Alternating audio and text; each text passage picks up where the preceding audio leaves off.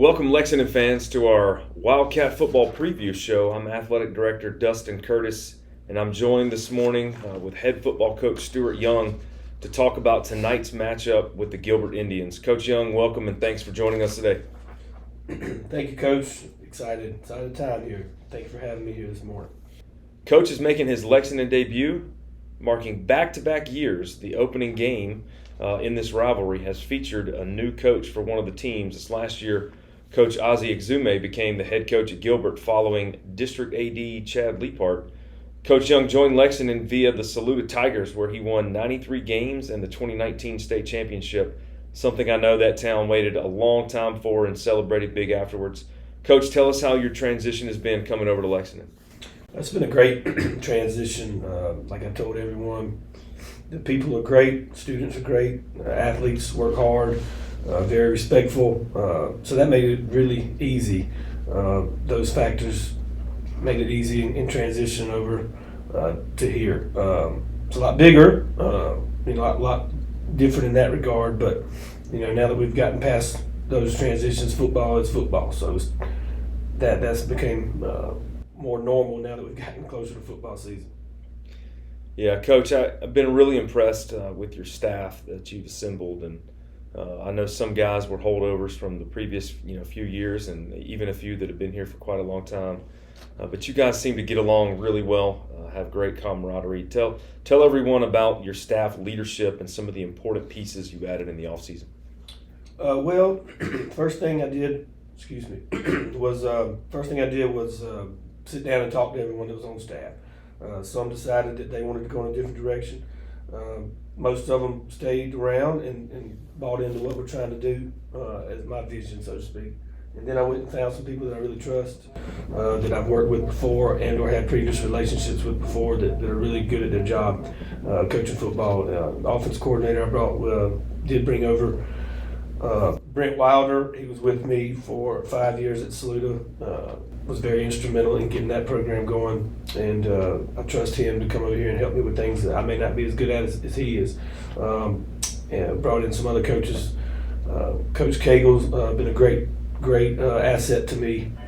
Sort of going to be kind of my right-hand man throughout a bunch of things that we do throughout the year and off season. So he's been very good. And I hate to keep naming names and leave somebody off, but yeah, we've gotten along and we're getting along and we're learning each other. And just like transitioning to your team and learning your team, you also have to transition to a staff and learn your staff and the expectations, etc. And I think we've came a long way and we're still getting better. It's great to see. You walk by an office or you walk by a practice field and you see a staff with such great chemistry, and the kids see that, Coach, and I know that that is making a very positive impact on them. It's been a long off season. Football nowadays in high school basically starts in May down here in the South, and especially in South Carolina. Not every state has spring practice, but we do. So really, you've been going at this hard since May. Give us some highlights from this summer, things that made you proud, things you've accomplished as a program, and maybe some kids that you think have made some big strides. I think first and foremost, the attendance this summer was remarkable. The amount of kids that came and came almost every day. We came 4 days a week, early in the morning at 7 o'clock, which is that doesn't happen, I don't think, everywhere. And so that was impressive. Like I've already said, they work hard. Football knowledge is impressive with some of these guys. They know a lot of the game. They learn fast.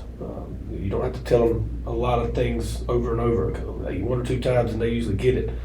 So yeah, that was fun to watch, and knowing that they're going to be here, and you didn't have to call a bunch of people and say, "Where are you at?" That kind of thing. So that was fun. And so we're still learning everything. Defensively is a little bit different, but offense is a lot different than what it was probably last year. So they're still learning. But I would say that I was impressed by the way they showed up and they worked hard. What has personally been the biggest adjustment in your transition? It had to be tough when you spent your whole career in one place, and you did an amazing job there. So just some things that stood out that maybe took some getting used to. Well, yeah, it's kind of like going to college, and you get, because you've been in your hometown your whole life. That's how it felt. You get there the first day, and it's new people, new place, new expectations, and you kind of your comfort zone was back there, and so you had to break through that. And once that happened, and once you get going and you start working, you start developing relationships like myself with you and other coaches on the staff. It makes it easier and easier every day to kind of develop your new comfort zone. And that was probably the biggest challenge, I'd say. It's just you've been somewhere so long and you had to get out of that and develop a new comfort zone. And I think I'm there now.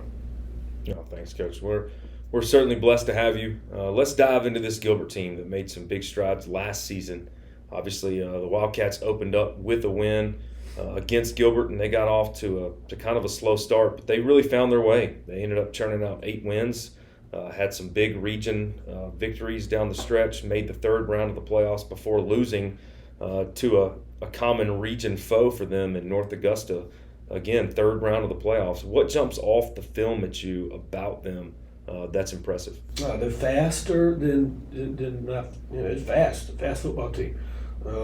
Aggressive football team.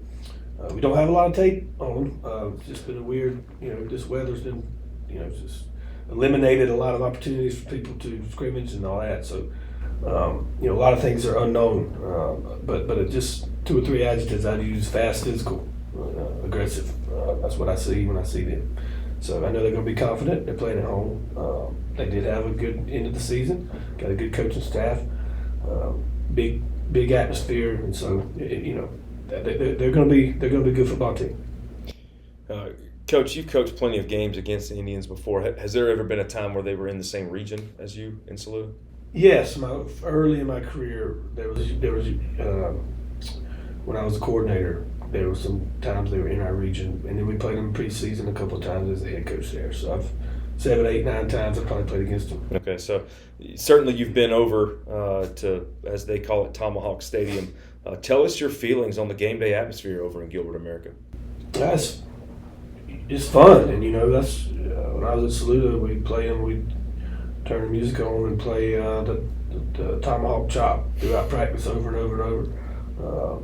When I went scouted them before, I'd go sit on their side just to get the feel of how they do, and their fans are into it, and they're knowledgeable. Big student section.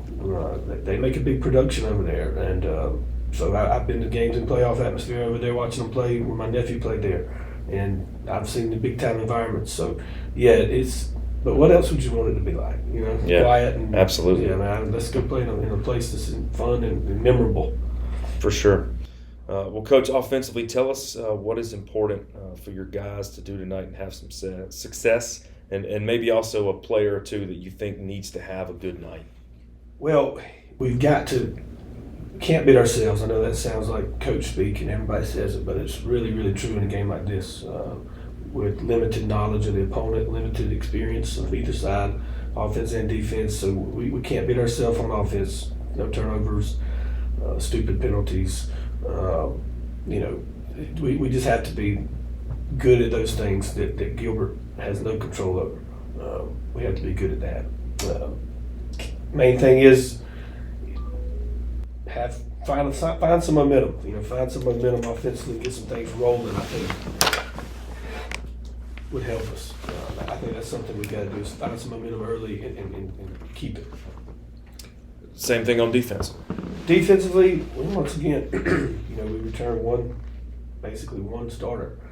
However, we do have some bunch of seniors, so it's kind of weird. You're not young, you're not very experienced. So we have to be sound. We can't be out of our gaps. We can't bust coverages. Same thing. We need to create turnovers. We need to stop momentum. We need to do the opposite on defense to give ourselves a chance tonight. Be physical, fly around, tackle well, all those things. Play with passion. I think we got to play with passion. We can't find a time in the game where our guys, when I look at them and they don't want to play hard. We got to play hard all night. And so, and that's on us as coaches to get it done. Special teams can always heavily impact a game, and you return place kicker and punter Gavin Kovac, along with long snapper Josh Murray. Tell us about the comfort that gives you, especially in a first game, big environment. How important could that group be tonight? Well, like I said earlier, it's one of those times where you don't know anything about the other team's special teams. We just don't. I don't know, and maybe they don't know a lot about ours either. But unlike defense and offense, we do have some specialists returning, and we are experienced in that regard. So yes, that should help us, and I trust those guys, the snapper and the kicker, to do what we need them to do on the punting game if we need it, and then obviously PATs and field goals may come in big tonight. And so hopefully you would hope that guys that have done it before would be advantageous in a game like tonight. Sure. Final question, Coach. What 2 to 3 things do you want to see out of your team, just in general? What things do you want to see the most tonight for the Lexington Wildcats to come out successful? Well, like I told people in different places I've spoke, when people watch us play, I want them to say, hey, that team's disciplined. That team plays hard all night, and that team never quits, up or down. And win or lose, it's week 0. It's a long season. Yes, we want to win. Yes, that's the number one thing we want to do. We'll try to scratch and claw and do everything we can to do that. But at the end of the day, every game we need to play disciplined and play hard and never stop and never quit. Always giving ourselves a chance. That would make me feel successful tonight. Well, Coach Young, thank you so much for joining us this morning. I know you got a long day of preparations. I know that you're excited about this Highway 1 rivalry, so to speak. I know that it's still relatively new here in Lexington 1 for both schools, but I do think both communities really enjoy it. I think you're going to see a packed house tonight. Heck, it might have been the best gate of the year last year as well. And it's a heck of a way to kick off high school football season right here at Lexington High School. So, Coach, good luck tonight. Thanks for joining us. Thank you, Coach.